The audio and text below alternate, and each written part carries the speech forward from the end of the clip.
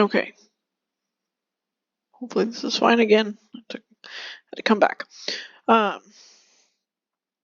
This is now me going over the well, this worksheet. Hopefully you have done your homework. Nervous laughter.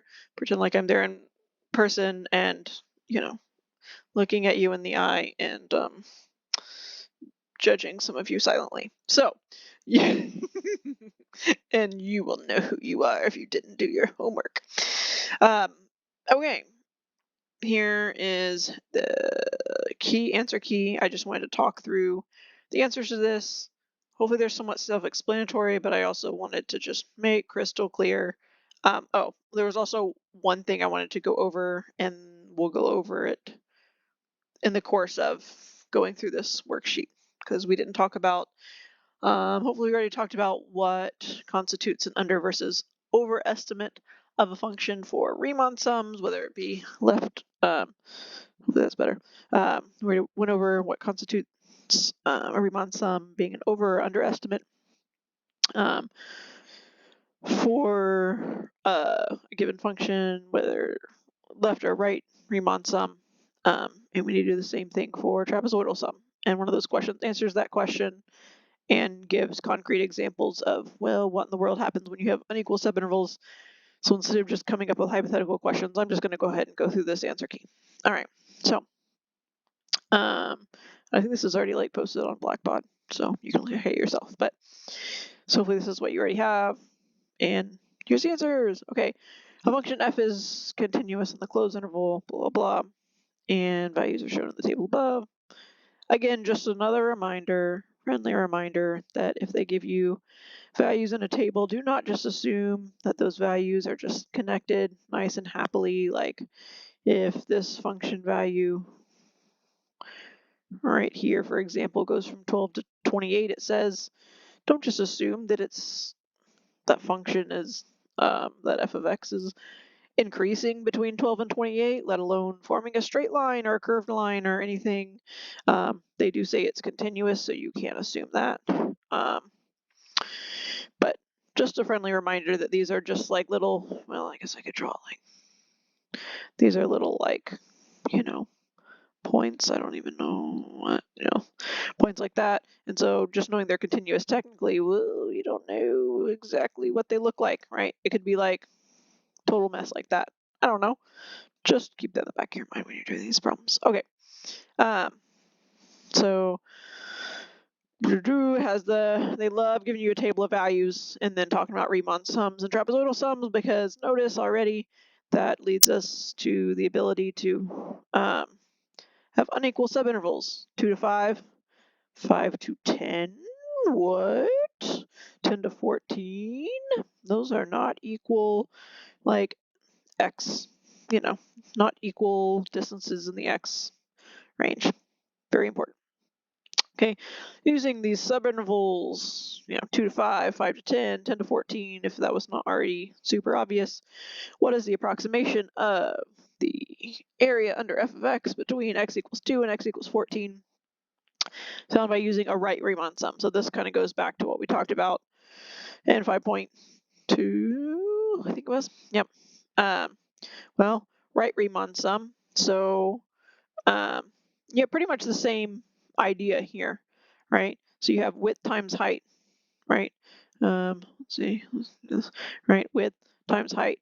Whereas for the trapezoids, the height is an average of the two heights.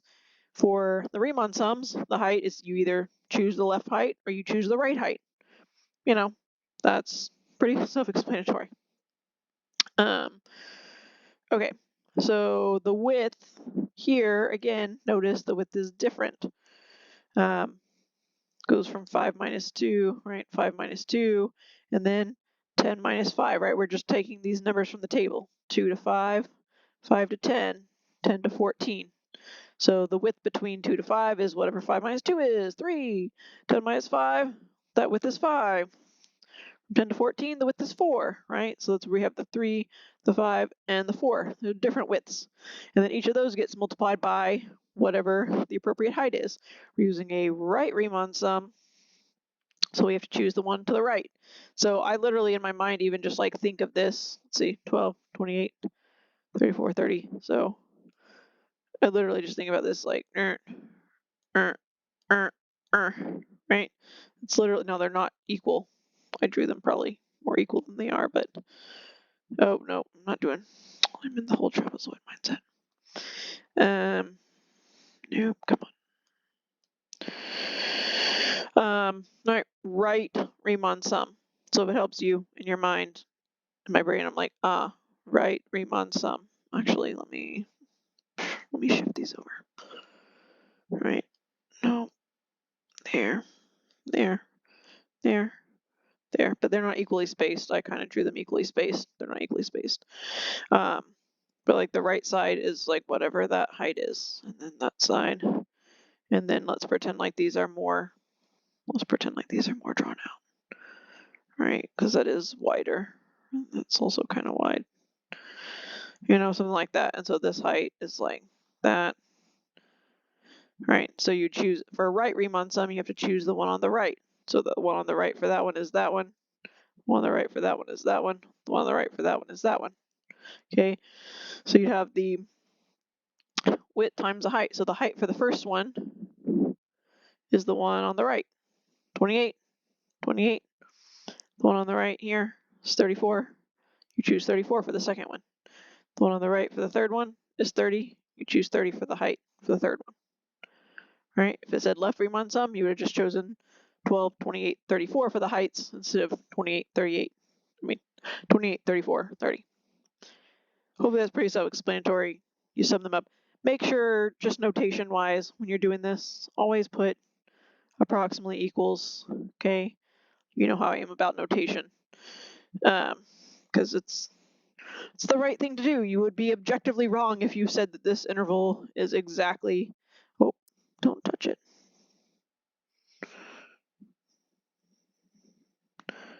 I don't know why it's saying media player. Okay, go away. Go away. I don't know what's going on with that thing. Hold on just a second. Oh, I have this. Go away. No. Okay. All right. Sorry. I should probably disconnect this while I'm doing this. I have a little cursor thing. That's not helping anything. Okay. So right approximately equals 2. That's the right answer. Hopefully that makes sense. All right, moving on. Next one. The graph of this function. Blah, blah, blah. Which of the following has the least value? Okay. The least value. So this is going to be testing about things that are an over versus underestimate. And comparing those to, right, this first one, so the graph of the function, blah, blah, blah, is shown. Notice the graph itself is decreasing and concave down. Only one of those is going to be important in this case. Well, actually, we'll see for part D. So part A is this thing, right? That's the exact value of the area under that curve. Okay, so B, C, and D, we have to figure out which of the following has the least value. So, which one is going to be less than A, or maybe there's two less than A, and then one that's super less than A. All right, B for left Riemann sum. Remember, hopefully we've already talked about this, but let's review left Riemann or right Riemann sums. The over versus underestimate depends on whether the function that you're taking the area under the curve of, whether that function is increasing versus decreasing. It does not matter concavity, right? So, like, even if this was decreasing concave down, if we had a left Riemann sum, right, we'd still have an underestimate. Nope, I literally said left Riemann sum, and see, I drew right Riemann sum. All right, hopefully I'll be able to catch myself every time. Yep, left Riemann sum is like this. Duh. So that would be an overestimate. Left Riemann sum, decreasing function, doesn't matter what it looks like. It's an overestimate. See here, it'd be an overestimate too. Overestimate, overestimate, right? It doesn't matter the concavity. Function right? This is what I wrote over here. Overestimate because we're talking about a left Riemann sum and the function is decreasing, right? So if it's an overestimate, that means it's going to be B is going to be greater than A. Definitely can't be the value. Right Riemann sum, well, it's just the opposite. Right Riemann sum is always going to be, for a decreasing function, always going to be an underestimate, right? So for this red, right Riemann sum, underestimate, even if it was down here, it would still show an underestimate. Well, okay, you know what I mean. Underestimate. So again, this down here, underestimate, because the function, we're talking about a right Riemann sum, and the function is decreasing, right? If this was like a free response, that's what you would have to write. So C is looking pretty good, but we need to see maybe D is even more of an underestimate than C. Okay, D is midpoint sum.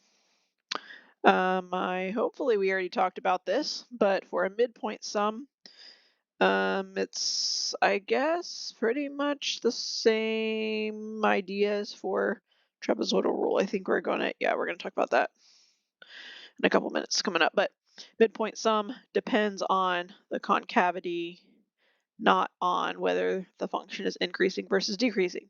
Okay, so for a midpoint sum here, let me see if I can, here we go, I can like erase some of this stuff here. For a midpoint sum, right, if I were to do a midpoint sum, let me do something more, well, what if I just did like 2 subintervals or something on this thing? What if I did, okay, whatever, I'm gonna do green, but I'm gonna do just like, oh, come on, midpoint sum there, and then, oh, no, that's just too dramatic. I'm gonna go off the page. Let's see. Woo. If I did a midpoint sum, I'd like that be a midpoint,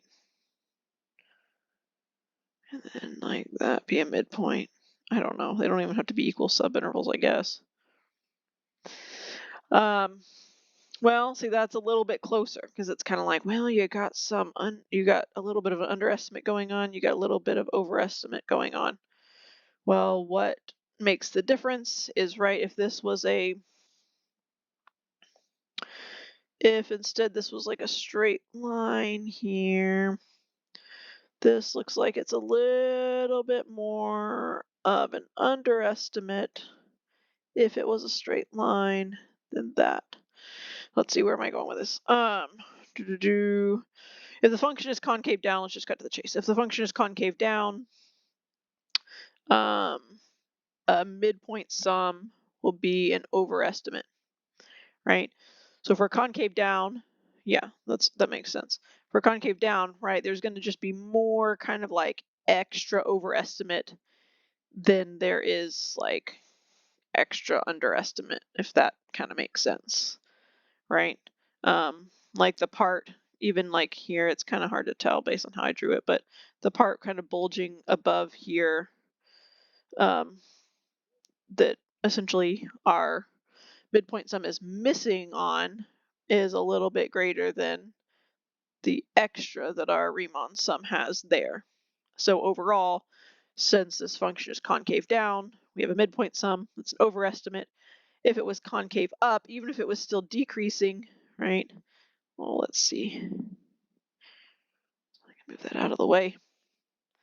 Even if we had this decreasing midpoint sum, right,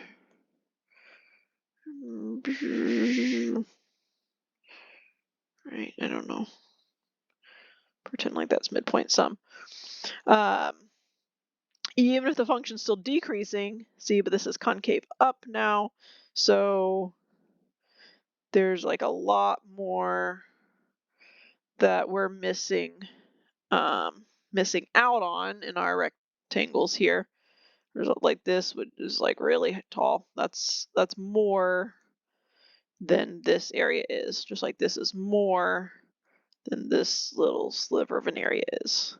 It's harder to tell because it's not off by as much, but okay. So midpoint, and also you're going to see in a second, trapezoidal sums have to do with the concavity of the function to determine whether it's an over or underestimate, whereas left or right Riemann sums only depend on whether the function is increasing or decreasing. That's pretty tricky to remember.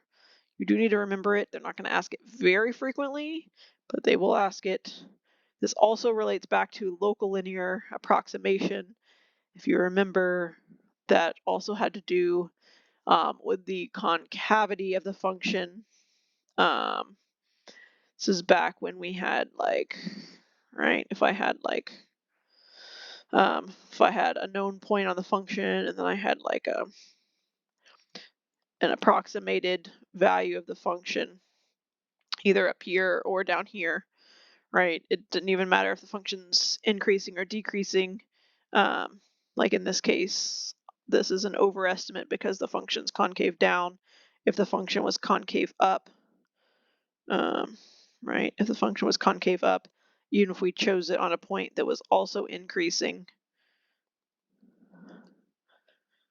right? Then our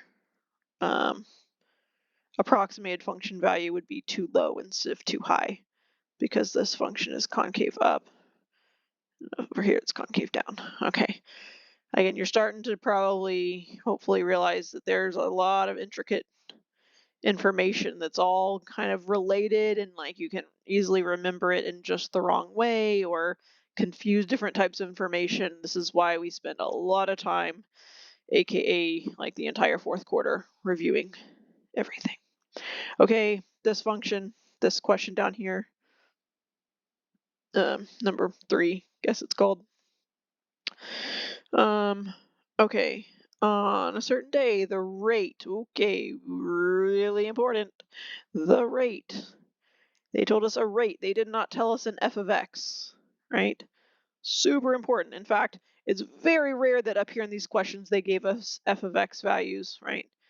They gave us f of x values here, and this is the graph of f. That's super rare. Okay, how do I go back to the thing and then go down? I'm stuck again. I don't know what makes... Stop it. No. Okay, well, alright, fine. The rate. They gave you the rate. Okay, anyways. Usually they're going to give you f prime. Or not f directly. It's just very rare that they give you f directly here. So they give you the rate here, right? Another clue that they gave you the rate is that the units are tons per hour, not just tons. Something per something is just, I don't see when it would not be the first derivative of something. Okay, I'm unplugging the stupid thing. Okay, so the rate at which material is deposited at a recycling center is modeled by the function capital R, where R sub t is measured in tons per hour and t is the number of hours since the center opened. They do all kinds of weird contexts of rates of changes of things. One year they had like the rate of change of number of bananas in the store, and yeah, they will try to throw you for a loop and do all kinds of weird word problems. Anyways, so we're talking about rate at which materials deposit at a recycling center in tons per hour using a trapezoidal sum. All right, so ding, ding, ding. You have to use trapezoidal sums. That does not mean you have to use trapezoidal rule. In fact, again, pretty much you're never going to be able to even use that formula, even if you wanted to, on the AP, because pretty much never are the subintervals equal. And looky here, they are not equal here. 0 to 2, that's a width of 2. 2 to 7, width of 5. 7 to 9, width of 2 again. Not equal, cannot use the formula. Okay, with the 3 subintervals indicated by the data in the table, what is the approximate number of tons of material deposited in the first 9 hours since the center opened? Okay, so, and we will nuance this kind of question later on because sometimes they will ask like how many tons of material is at the center after 9 hours, and sometimes it starts already with an initial value and initial amount of material already there. Here it doesn't, so here we don't have to worry about that. That's essentially where like the plus C type thing would come in, but anyways. Okay, so notice what I did here. So we just want to know how much is deposited within those first 9 hours. So we're taking the integral of what already is a first derivative. It doesn't look like a first derivative, it doesn't have a prime in it, it doesn't say dr dt, but r of t is a derivative itself. We want to get back to the original value. We don't even need to make up a name for the original value. We just have to, it is nice to show, hey, we're finding the integral from 0 to 9, right, over these first 9 hours of r of t dt. Okay, and that's approximately equal to just the sum of the areas of those 3 trapezoids. Notice there's only 3 because there's 4. Again, there's like four data points. Let's see, in this case, it's actually decreasing like they're not equal. So I guess I shouldn't have drawn them equal. Actually, they're more like whatever. Like this one's close to that one, and this one's like close to that one. So it's right. You got that and that and that and that, and then like that. Boom. That trapezoid. That trapezoid. That trapezoid. All right. Okay. You get the idea. So we got 3, even though we have 4 data points, we have 1, 2, 3 trapezoids. So you just sum up the 3 areas where each of them are, right? So you have, and I really should have written, each of these have width, but I really should have written like a width 1 here, a width 2 here, and a width 3 here. Because these 3 widths are different widths, right? So you're averaging the heights between in the first interval times that width, plus averaging the heights in the second interval plus the second width plus the average of the heights in the third interval times the third width. So the average in the heights in the first interval, so that's going to end up being, oh, this cutoff down here. Yeah, this PDF cutoff. So that's a 2, and that's a 2, and that's a 2. So hopefully you can go back and fix that. So, right, the average of 9 and 15 times the width 2 minus 0, average of 9 and 5 plus the width of 7 minus 2, which is 5, the average of that plus the width of 9 minus 7. Okay, so hopefully you understand that. We kind of already went over that fairly well. Okay, number 4. This one's really important because this I didn't talk about in the last video, but I want you to know this. Okay, so again, they love these tables. They love these tables. They love the tables with the unequal subintervals. Right, which again, just notice, right? 1 to 4, that's 3. 4 to 6, that's 2. Already not equal. 6 to 13, that's 7. Definitely not equal. Okay, the differentiable function r is increasing, and the graph r. Now this r I think is not related to the other r. Okay. I think it's a totally different question. So they technically don't tell you what r represents. Okay. Capital R. So just because it's capital R does not mean it has to be the first derivative of whatever. Spoiler, it is here, but okay, so the differentiable function r is increasing, the graph of r is concave down. Okay, so again, I'm going to go ahead and just kind of draw this. So R is increasing and concave down. Increasing, concave down. Okay. Values of R are given at selected values. Okay. The trapezoidal sum, and they even look, they like write it out for you, approximates this thing, right? Again, notice R of t here is serving as a sort of first derivative because when you're taking the integral of R of t. Okay. Anyways, so which of the following statements is true? The trapezoidal, okay. They're wanting you to make a conclusion about the trapezoidal sum, approximation of this integral, um, based on whether it's an under or overestimate of the integral, right? And the reason why. Okay, so they want you to tell whether it's an under or overestimate and then why.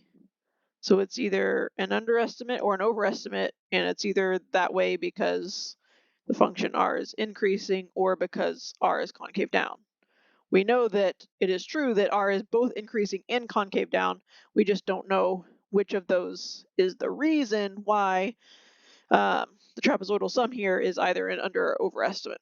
Okay, well, again, even for these, if you forget these kind of rules about under overestimate, I would just kind of draw it out. Sometimes if you're kind of, intuitive enough about your drawings, you should be able to kind of get it based on this.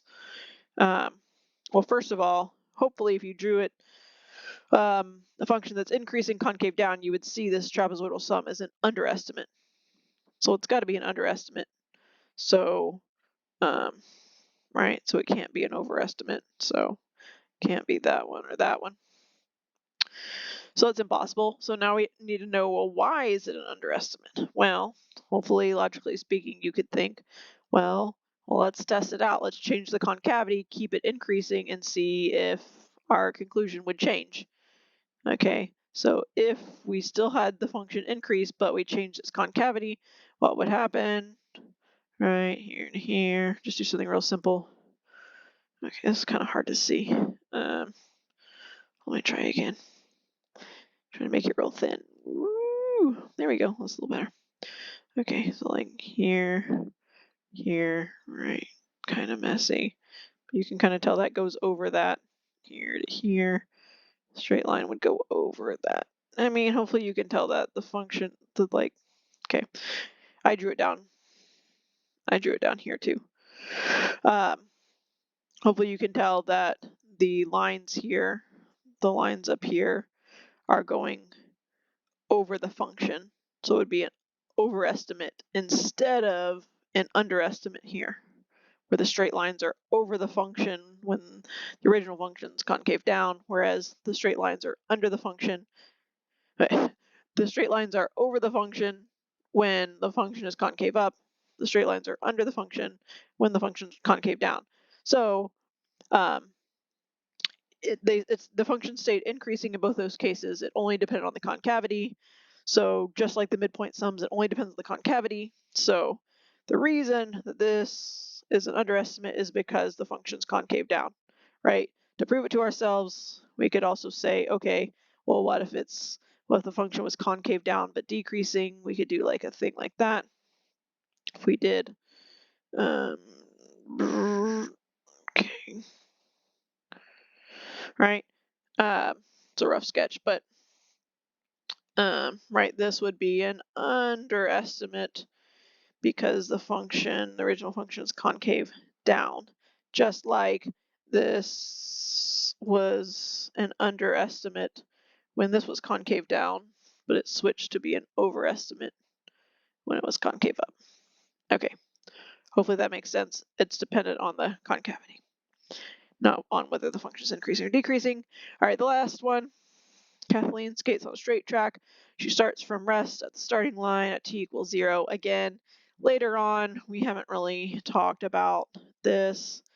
This is going to become important later on because we're going to do problems where that's not true, and we'll have something called an initial condition, and that kind of changes everything because you have to do like the initial condition plus the actually that's like the net change theorem, which I think I'm doing in, I don't know, a couple of videos. I'm starting to get sleep deprived. It's like 2 a.m. Oh my gosh.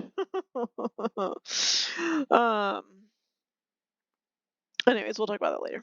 Okay, but she starts from rest at the starting line at t equals 0. Her velocity is measured in feet per second. So again, notice they're giving you already a rate. And that rate is differentiable and increasing. Differentiable and increasing. That's important. And remember also, if they say it's differentiable, it must also be continuous. Values of k of t at various times t are given in the table above. Use a right Riemann sum with 4 subintervals indicated by the data in the table to approximate the integral of k of t between 0 and 12. Indicate units of measure. Is this approximation an over or underestimate? This, you know what, poopy. I did not finish this. All right, well, you heard it here first, folks. Prof. 9's answer key is incomplete.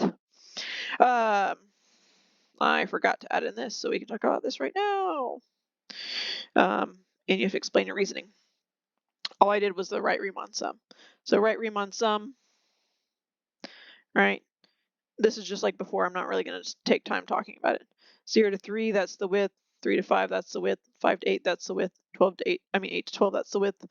And multiplied by the, let's see, it's a right Riemann sum. So that means we take all the right values. So 5, 10, 20, 24. The 0 gets left off because that would be a left sum, a left side of the first rectangle. You multiply them, you add them, you get this. Remember your units. I wrote a smiley face. I'm so proud of myself. I just stopped making the answer key. Oh, too bad, so sad. I didn't finish it. Is this approximation over or underestimate? Okay, so this is a right Riemann sum. Remember, right or left Riemann sums depend on whether the function that's being integrated is increasing or decreasing. Is this function increasing or decreasing? They said it's increasing. So if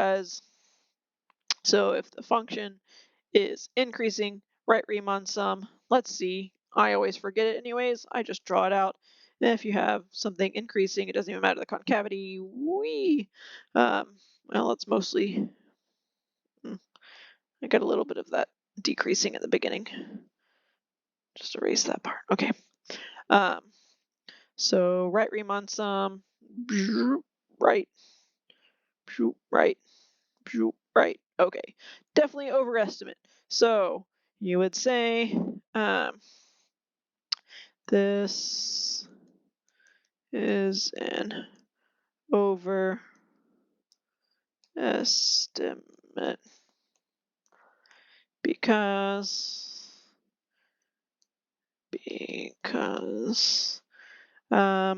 k of t is increasing on the interval.